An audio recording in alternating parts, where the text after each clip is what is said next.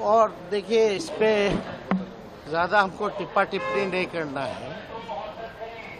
चिराग पासवान जी तो खुद ही कहते थे कि भाई जो संपन्न दलित है उसको आरक्षण वापस लौटा देना चाहिए।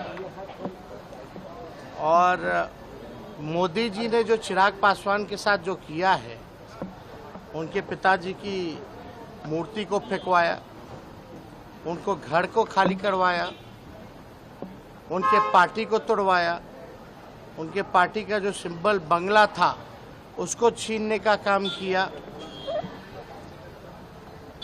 उनके घर में चाचा भतीजे में लड़ाई लगवाई। फिर भी जो है चिराग पासवान जी मोदी जी के हनुमान बने हुए हैं। कोई भी खुदगर्ज आदमी अगर होता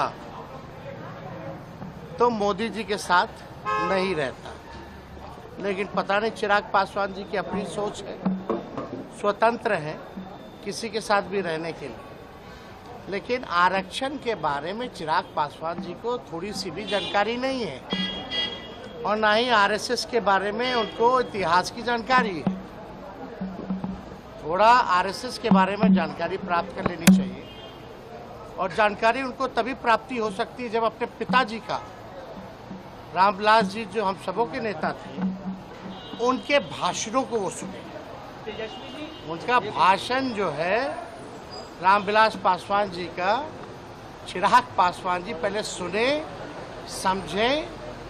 उनके पिताजी ने कई बार ये बात कही कि बीजेपी आरक्षण को समाप्त करना चाहती है, दंगाई पार्टी है।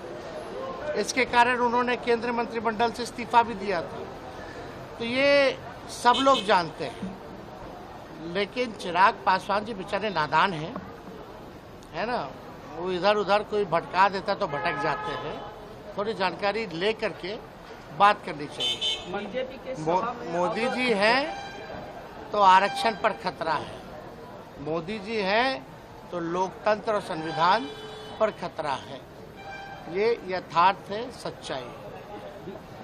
कान बंद कर करके नहीं रहना चाहिए, आंख बंद करके नहीं रहना चाहिए, आंख खोल के, कान खोल करके देखना चाहिए कि भाजपा के नेता, सांसद, कैंडिडेट बार बार इस बात को कह रहे हैं 400 पार लाओ और हम संविधान को बदलेंगे। लेकिन विजय चौधरी कह रहे हैं कि जो रामकृपाल यादव हैं वो ऐसे उम्मीदवार है कि लोगों को चिंता कौन से हो रही है।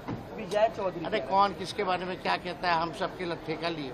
बीजेपी के, आप जनता ना मालिक है, मालिक तय करेगी। बीजेपी के सभा में आप कार्यकर्ताओं भी आपस में लड़ रहे हैं, तो सम्राट जी नाराज, सम्राट चौधरी को मंच छोड़ के भागना पड़ रहा है।